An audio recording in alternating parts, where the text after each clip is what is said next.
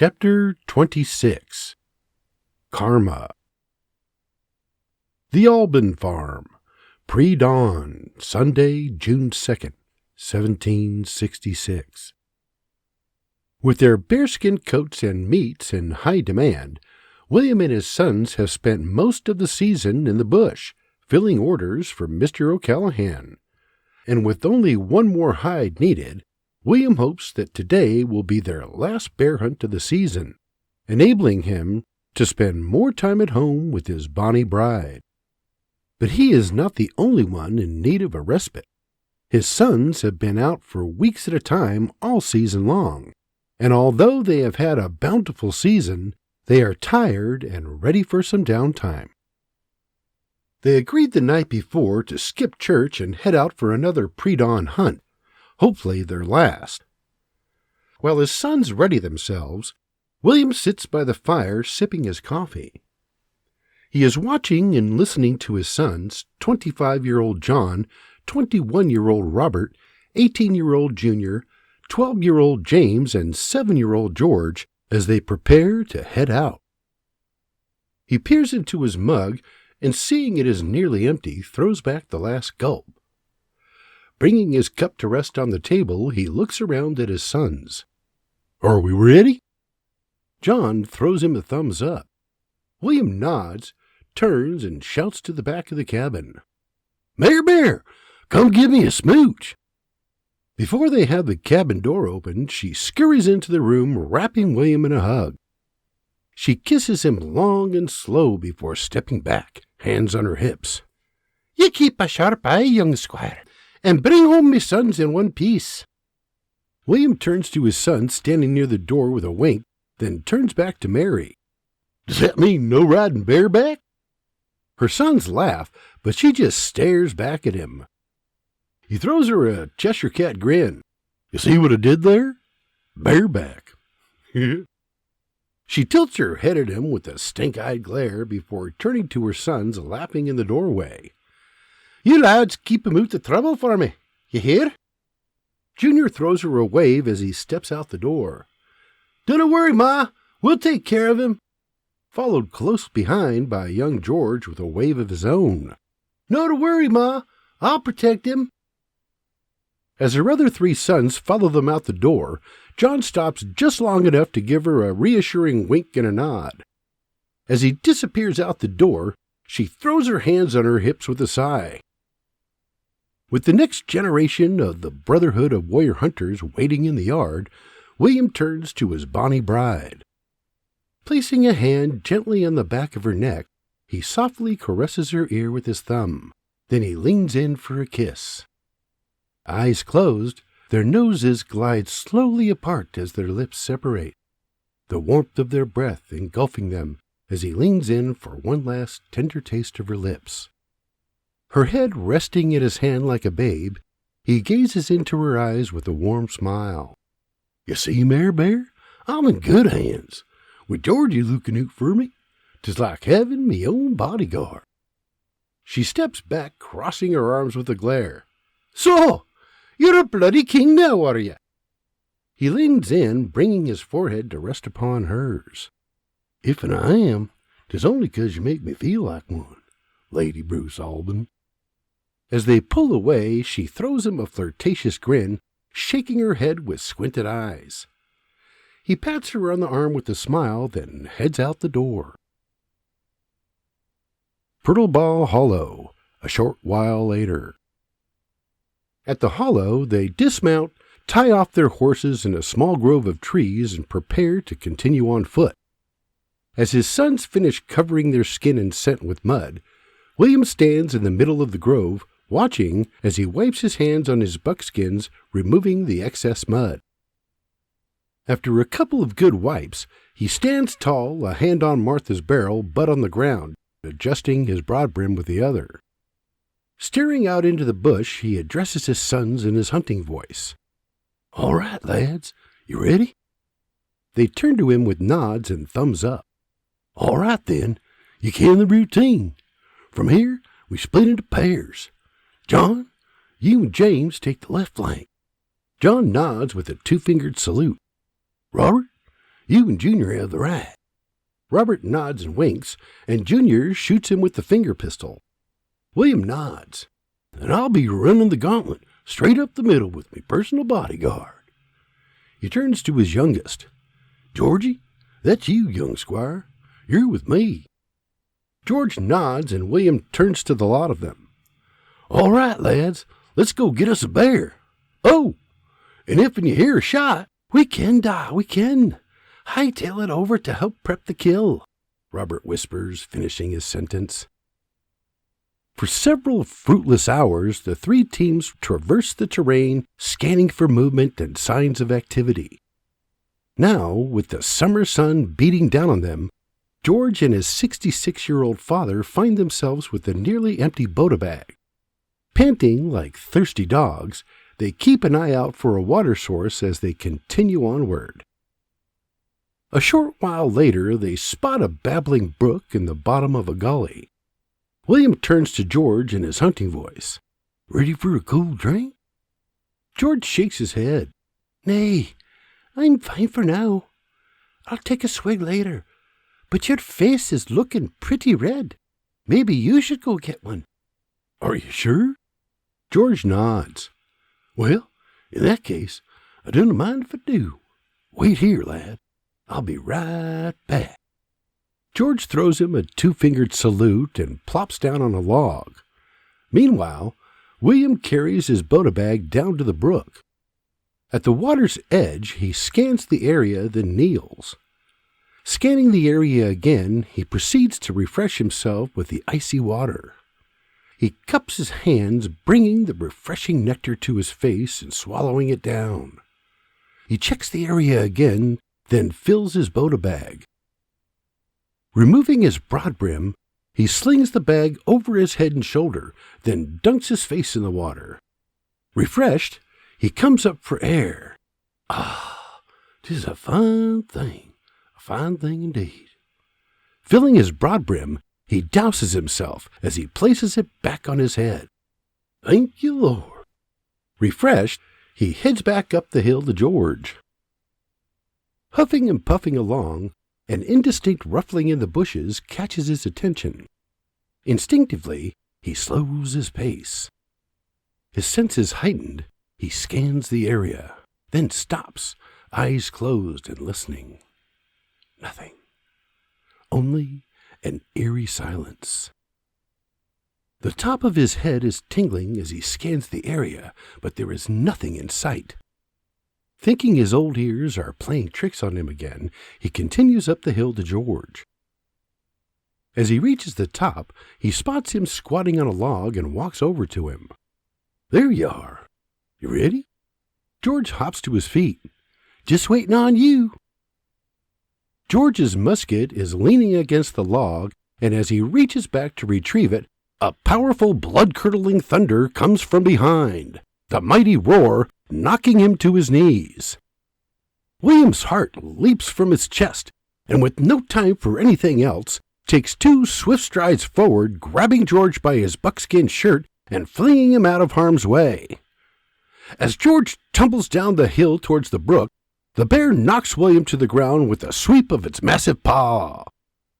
As he slams to the ground several feet away, Martha discharges, firing aimlessly into the sky. Still tumbling downward, George rolls head over heels into the water. Splashing to his knees, he gathers himself and makes his way to dry land. When he looks up the hill, his eyes widen in horror as a massive bear pounces upon his father. "Ah!" On his back now, William desperately defends himself, guarding his head and body as best he can with his buckskin-covered arms and legs, flailing back and forth, desperately blocking the bear's powerful swats, its enormous paws overwhelming him with blows to the whole of his body. With little else he can do, the once mighty Makwa endures the beating as the beast unleashes its fury like an angry prizefighter. Desperate to save his father, George scrambles up the hill on his knees and retrieves his musket.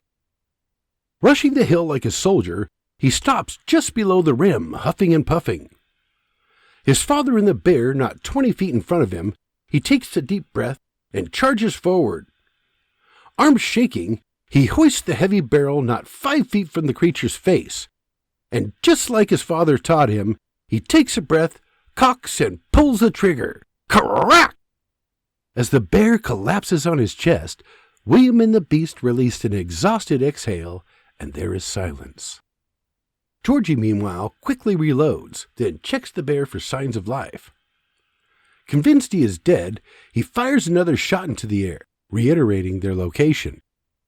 In the distance, he hears war cries from the Brotherhood of Warrior Hunters as they head in his direction. And after hearing a second and third shot, he is certain they are in hot pursuit. With the massive bear sprawled out on top of him, George cannot even see his father. Desperate to pull him out, he fights with his tiny frame to roll the bear off of him, crying, "I'm here to die! Don't worry!" Just then, John and Robert come running up at the same time from opposite directions. George looks up at them. "Da's trapped under the bear!"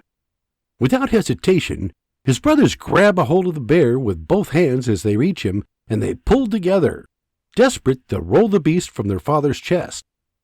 As Junior and James catch up, they grab the bear as well, and together, his 5 sons roll the beast from William's broken and battered body, pushing it off to the side, its tongue hanging from its mouth as its massive limp head flops to the ground.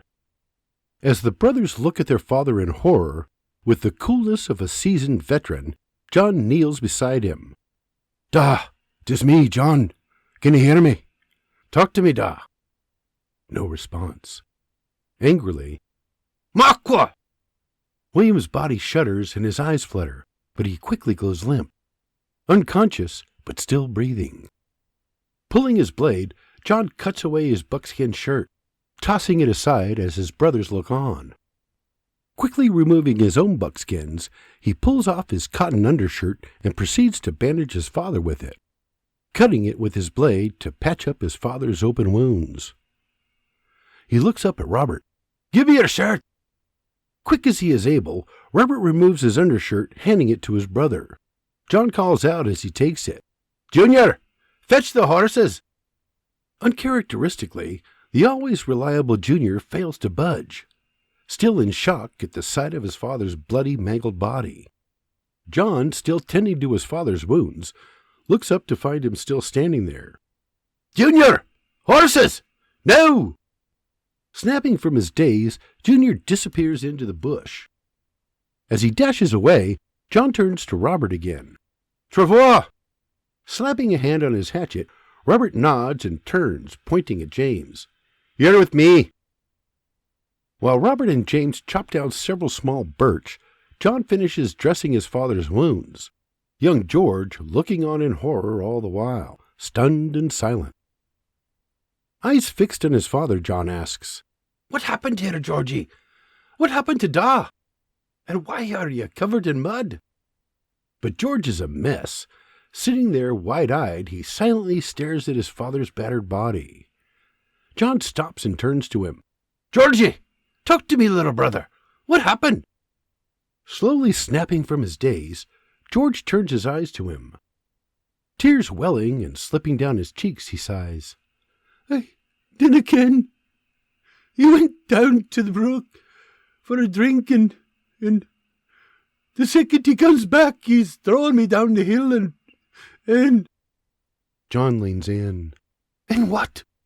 "And when I looked up the hill, the bear were already on top of him. I dinna ken where it came from. There were no sign of him before that. He just came out of nowhere. Then..." John leans closer. "Then what?" "I grabbed me musket, and you pulled the trigger." "Well done, lad." Tears welling in his eyes and falling down his cheeks, George looks his big brother in the eyes. "It were all I could do. I... 'Tis all right, Georgie. Dinna fret. You did good. Da would be proud. Of that I've no doubt." John can see George is a wreck, but he knows they are not out of the woods yet. They need to get their father to a doctor, so he can ill afford to have his little brother breaking down right now. Tapping into his inner sergeant, He reaches out, grabbing George by the shirt. Pulling him within inches of his face, and with a confident, fatherly tone, he peers into his baby brother's eyes. "Georgie, I'm telling you now, you did good. You did what any one of us would have done.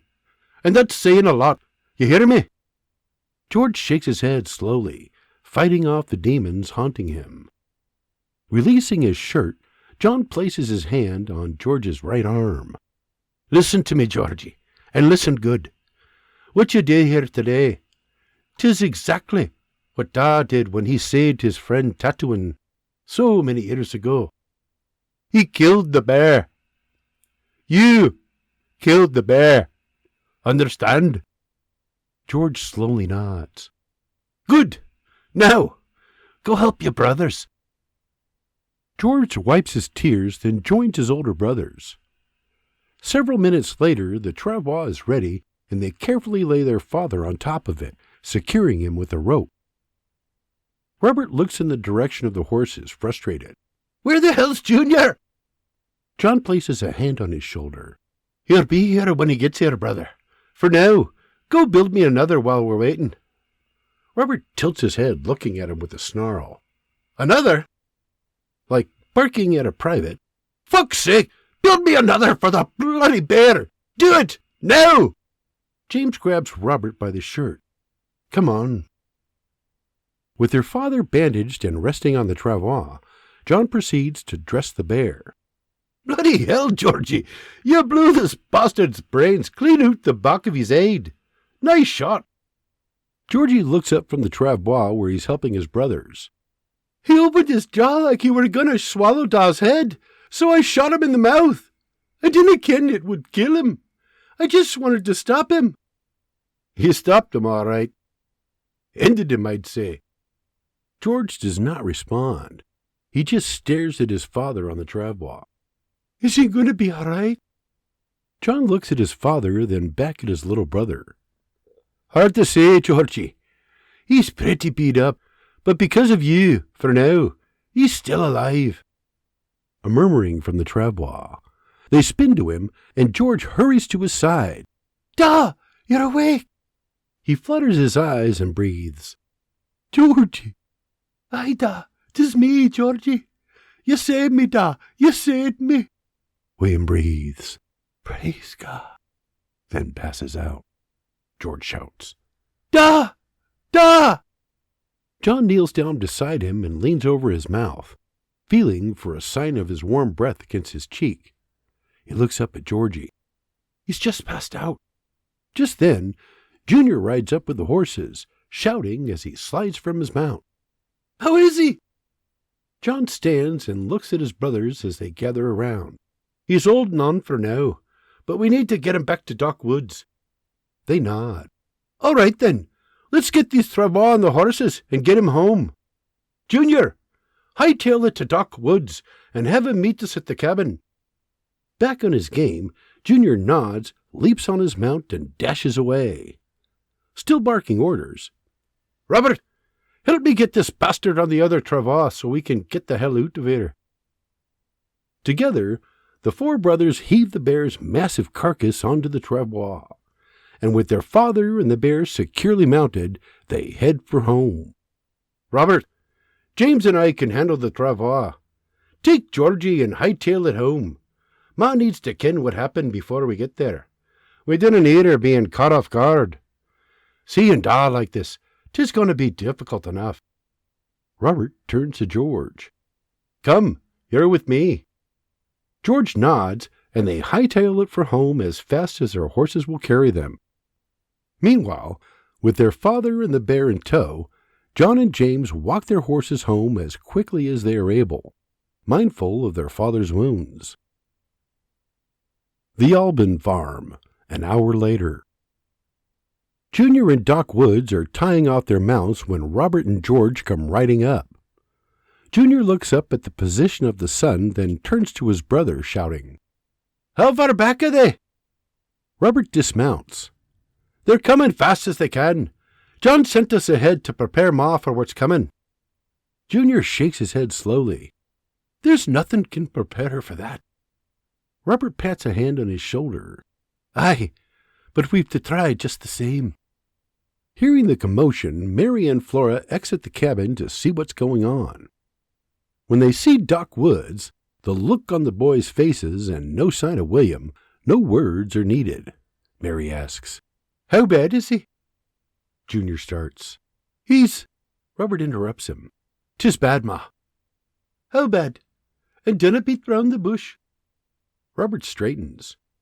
"'Tis real bad, Ma. Real bad." She and Flora exchange a glance, and Flora places a hand gently upon her arm.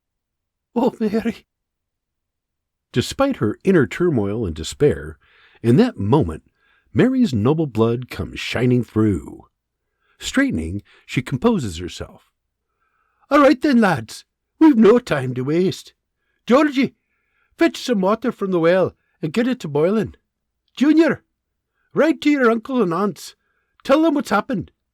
Tell the Sheplers and Perels as well, or they'll be hurt for no telling them. Robert, help Doc and I get the room ready, and clear a path for carrying him into the bed." Robert's only response is a puckered lip nod before wiping a tear and getting to work. Mary places a hand on his arm as he walks past. "I ken what you're feeling, lad, but dinna. Not now. Now's no the time for it. Now's the time for strength. We'll be of no use to your da, babbling about." Robert takes a deep sniff, wipes his eyes, and gives her a nod. She pats his arm. "Good. Now help Doc clear a path." The Alban Farm, 2 hours later, mid-afternoon, Sunday, June 2nd, 1766. By the time John and James arrive, all are in the barnyard awaiting William's arrival. And even before John's horse comes to a full stop, Doc Woods and Mary are rushing to the back of the travois. As his broken body comes into view, Doc whispers, "God Almighty."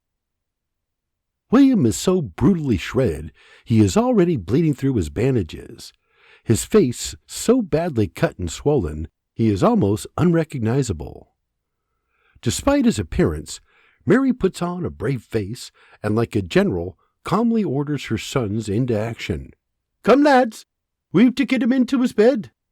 Concerned, Doc adds, "Carefully, though, lads. We dinna want to worsen his wounds." As Mary's brother George scurries over to lift and carry William into the cabin, he throws Doc a nod. "Aye, Doc. Quickly, but carefully." With a quick glance at his brothers and brother-in-law, "Let's get him inside. Quickly and carefully, lads. Quickly and carefully." As they lift him from the travois, his bloodied body presses against theirs as they carry him in. Carefully and gingerly, they place William's battered body on the bed, then stand back and watch as Doc gets to work. Like a conductor, he orchestrates the room, calmly barking orders as family and friends scramble to retrieve the items needed to treat his wounds. "Hot water! And I need more bandages! And yarrowroot! I need some yarrowroot! And some cranberry paste! You'll be needing some sinew, a lot of it." As his demands are quickly met, each of them stands by in case more is needed. And wait they do for 6 long hours, watching and helping in any way they can as Doc cleans, sutures, and dresses William's many wounds. Doc straightens, wiping first his forehead and then his hands with a towel. "I'm afraid that's all we can do for now. Let him rest, but keep a close eye on him. If he awakens, get him something to drink. Water, or better yet, some herb tea. Small sips, though. We dinna want him choking." Mary nods. "And what of food?" "Food's fine, if and you can get him to eat, but I dinna see that happening any time soon." Taking Mary's hands, "What he needs now are prayers, lots of prayers, and rest. If his condition changes, send for me straight away. I'll be here quick as I'm able." Mary gives his hand a squeeze. "Thank you, Doc." Her brother George places a hand on his shoulder. "Aye, thank you, Doc." Exhausted and hungry, Doc gives him a solemn nod. I'll be back in the morning to check on him. As he exits the cabin, William's eldest son follows behind him. Once outside, he grabs a hold of Doc's arm, spinning him around. I've seen a lot of death, so shoot straight with me. What there is chances? Doc looks him in the eyes.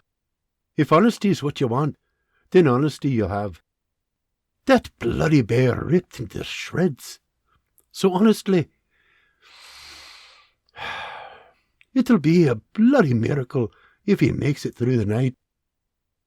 Eyes deep in thought, John tilts his head back, sticking out his chin with a slow nod. Doc rests a hand on his shoulder. I'm sorry, John. John nods slowly. In the morning, then.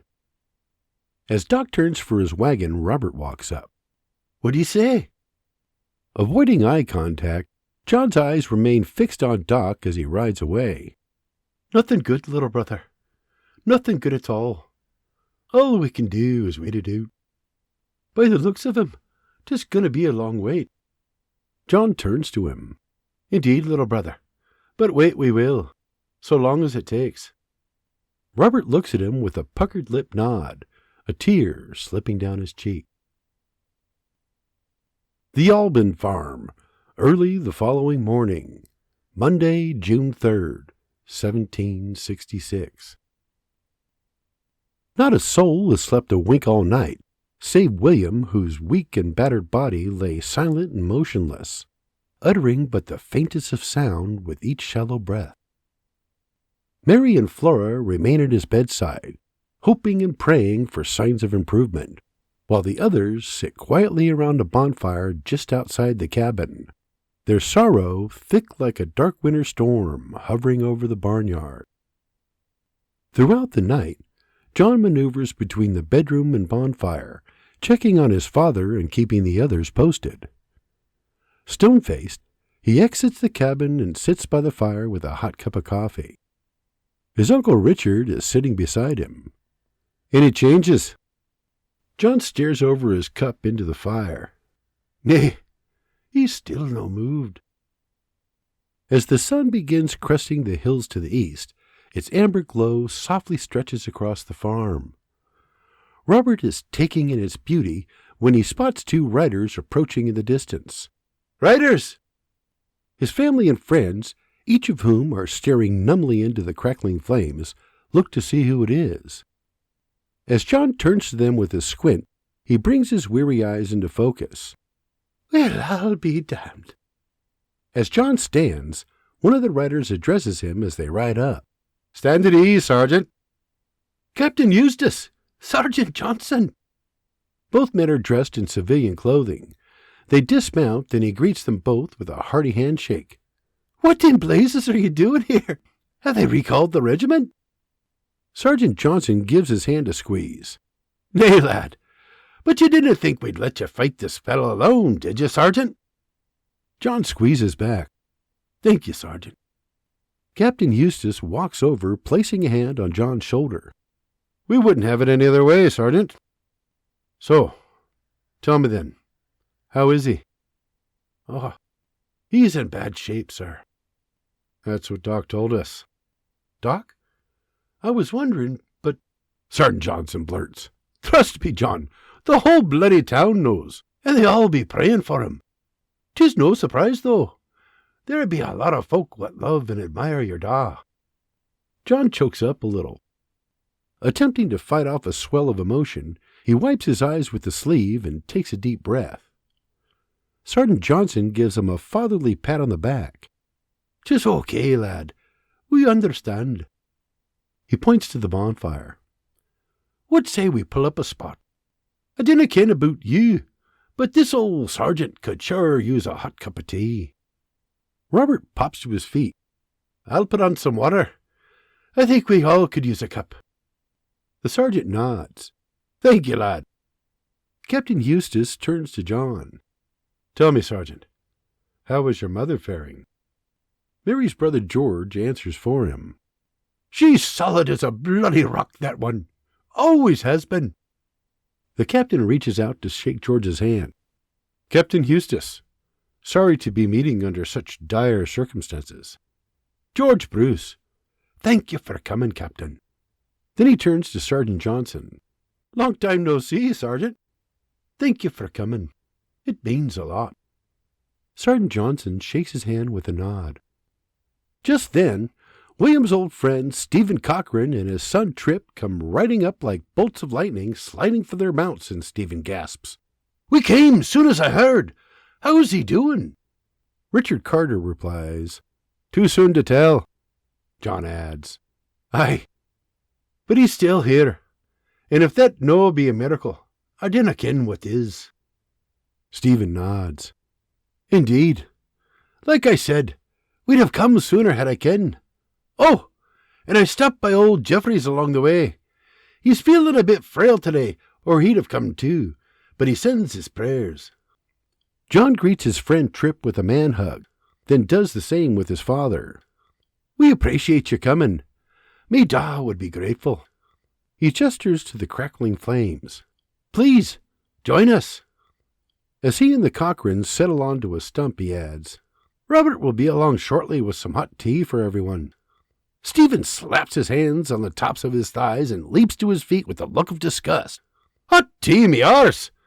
If it were me in there, your da would be breaking out jugs of McGregor's. Aye, and raising his glass. With an ounce of shock, everyone watches stone-faced as he walks to his horse and retrieves a couple of bottles from his saddlebags. The men sitting around the fire exchange glances, then turn back to Stephen as he rejoins the group. With a bottle in each hand, he hands one to John, then removes the cork from the other. Raising it in tribute, he nods at John with a tilt of his head, then throws back a swig. Tamakwa! The group echoes in tribute. Tamakwa! Tamakwa! Tamakwa! Before passing the jug, Stephen takes another snort, then addresses the group. William Bruce Alban be one of the finest, toughest, smartest sons of bitches I've ever had the pleasure of calling friend. And if anyone can bounce back from a goddamned bear attack, 'tis another goddamned bear. The group cheers. Hear, hear! As the evening fades, William's friends and family make their way home with the promise of returning to check on him. It has been 36 hours since the attack, and since Doc finished stitching him up, he has yet to move a single muscle, the only movement that of his shallow breathing. As the sun fades into the night, so too do William's sons. Each exhausted and emotionally spent, they drift off to sleep where they sit, leaning against logs by the fireside. While they sleep outside, Mary and Flora remain steadfast, sitting at William's bedside, reading the Bible and watching over him, ever hopeful, ever faithful. The Alban Farm, pre-dawn the following day, Tuesday, June 4th, 1766. It was a hot night, so the front door and cabin windows were left open to allow the fresh Shenandoah air to flow through. With the moon and Milky Way still high overhead, the farm is dark and quiet, save the glistening remnants of the bonfire and the glow of a single candle burning on the dinner table just inside the cabin door. Still seated at William's bedside, Mary and Flora are fast asleep, their bodies resting against each other like a pair of fallen trees. Then suddenly, movement on the bed. Lips smacking. Water. Flora's head jolts, leaving Mary to nearly fall from her chair. As their eyes pop open, they rub the Sandman away and sit up, and Mary gasps, What in blazes? Water.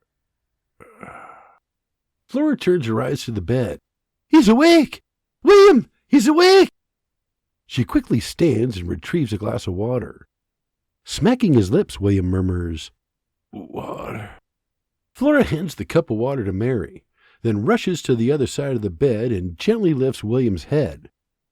Holding it to his lips, Mary slowly quenches his arid throat. I have it right here, dear. She slowly pours a trickle past his lips, then pulls away. More. She places the glass gently upon his bottom lip, carefully pouring another trickle into his mouth. He coughs a little, then slowly swallows. As she pulls the glass away, his eyes flutter slowly open. As his bonny bride comes into focus, he gazes into her tired and red baby blues with a painful half-smile. Here, bear. Fighting to hold back the tears, she places a hand upon his left cheek where there are no wounds, softly caressing him. Welcome back, young squire. He tries to sit up, then falls back on the pillow. Take it easy, old one. You're no ready for that just yet. What happened? Tears forming in her eyes, she smiles. Well, young squire, it appears the bear got the best of you this time.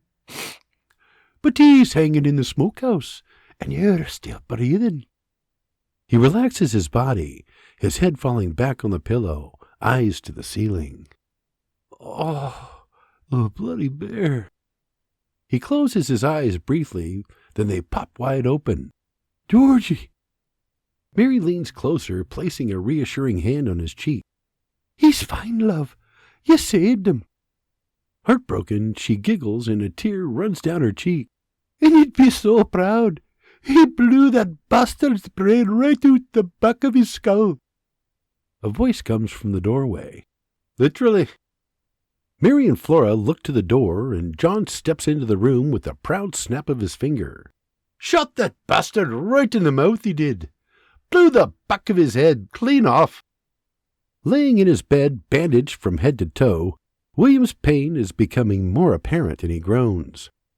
Nevertheless, he manages to muster a proud smile as he works through it. That's me boy. Robert hears his brother talking in the cabin and rolls to his knees, waking his little brothers. "'Tis morning, lads. Time to wake up and check on Da." In an instant they are up and in the cabin.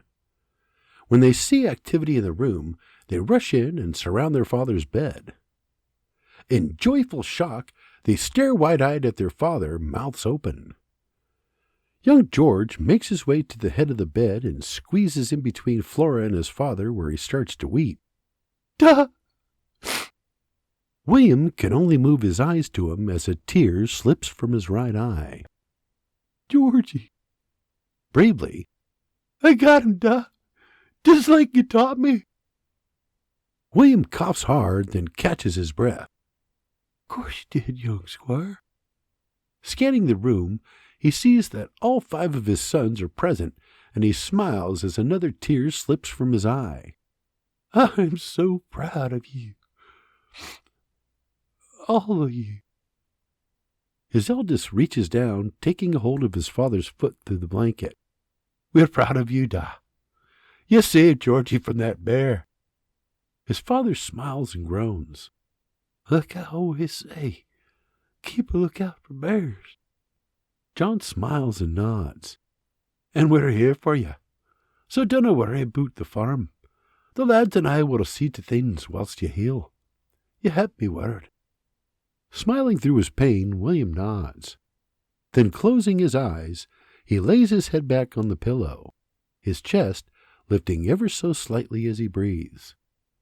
Mary chokes up a little, then straightens, clearing her throat. All right, that's enough for now. Your da needs his rest. And with some hesitation, the room slowly clears, one bowed head after another. Later that morning, Doc Woods is standing at the foot of William's bed, getting an update from Mary, Flora, and John. With a wrinkle of his brow, he rests his left arm across his belly, bringing his right hand to his chest, his elbow resting on the back of his left hand. And you say he woke up and talked with you? John nods. Sure as I'm standing here. Doc lets his hands fall to his sides. Amazing! But you say, he's no been awake since. Mary shakes her head. No, for a second. Doc nods. Well, I'll change his bandages, clean his wounds, and apply more cranberry paste. But beyond that, Mary, aside from prayers, There's nothing more I can do for him. We're just going to have to wait and see." Mary nods and he turns to John. "When I'm done here, I'm heading straight home, and I'll be there all day. If he wakes up again, send one of your brothers to fetch me." John shakes his hand. "I will, Doc. Thank you." The Alban Farm, pre-dawn the next morning, Wednesday, June 5th, 1766. Mary tugs frantically at John's shoulders as he sleeps in a rocker. "John, wake up!